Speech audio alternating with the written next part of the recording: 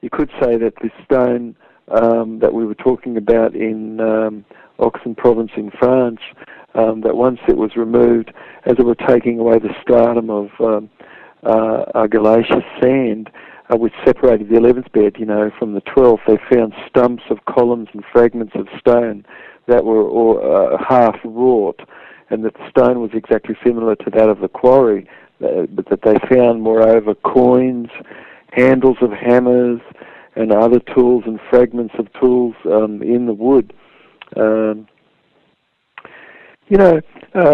I think that if anyone is interested, of course, you can read all the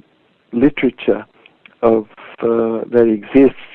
to find quite a bit of information, and there's a beautiful work called Forbidden Archaeology, which people could avail themselves of to learn a little more about this. But for instance, like the letters in the marble block in Philadelphia,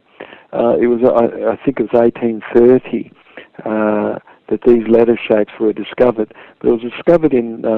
a solid block of marble, and it was from a quarry 12 miles northwest of Philadelphia. But the marble block was taken from a depth of around 60 to 70 feet.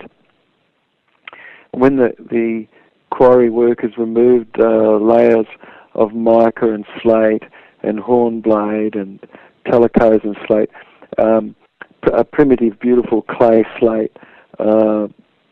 before coming to a layer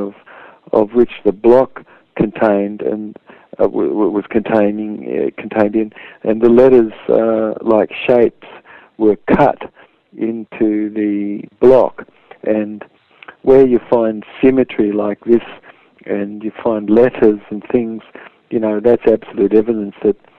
humans had to have done that. But while they were sawing through the block, the workmen happened to notice the rectangular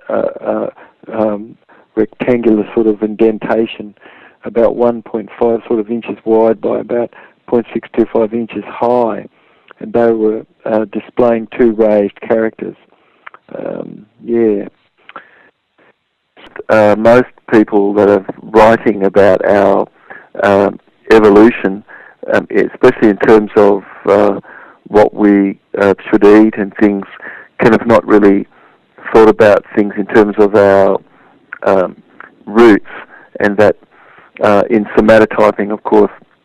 our digestive tract fits exactly more into a frugivore's, and certainly evidence shows that a lot of our ancient civilization things, we had a beautiful civilization of people that lived in the Pacific during Lemurian time, and of course there was a great deep abundance of fresh fruits and vegetables and things of this nature. And there's lots of evidence around the world of people who could have easily eaten flesh, but they didn't. And that, for instance, like the Adirondack Indians. Apart from our digestive tract having an acid pH of 1, which more of a vegetarian animal does, and a carnivorous and omnivorous animal has a slightly higher pH. Carnivorous animals' pH of their acid is at 4, and we don't really have much ability for our omnivorousness. And then evidence of this is shown because when we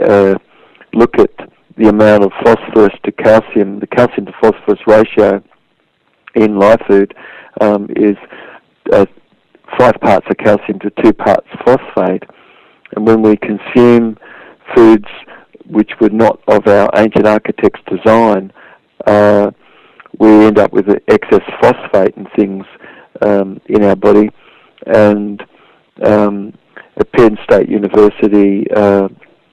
researchers saw that mucoracemiosis, which is a pleomorphic organism that makes up our vascularization of our body,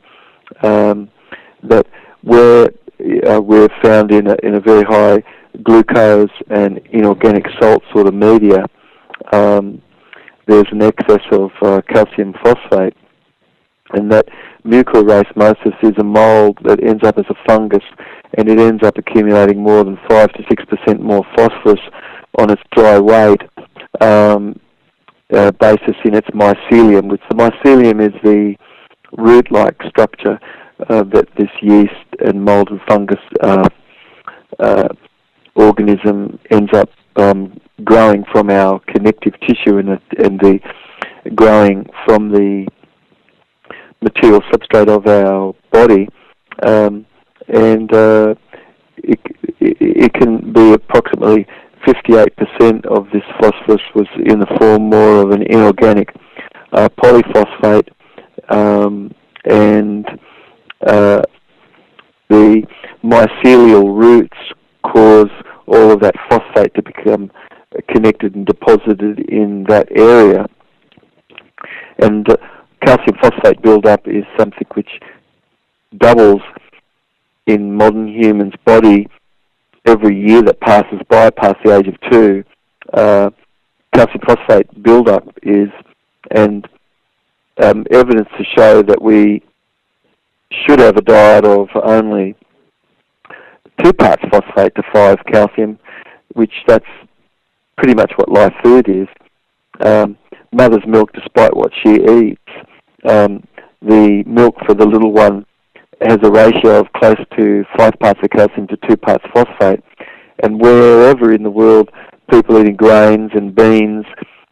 which we never ate and cannot grow on the earth themselves, but have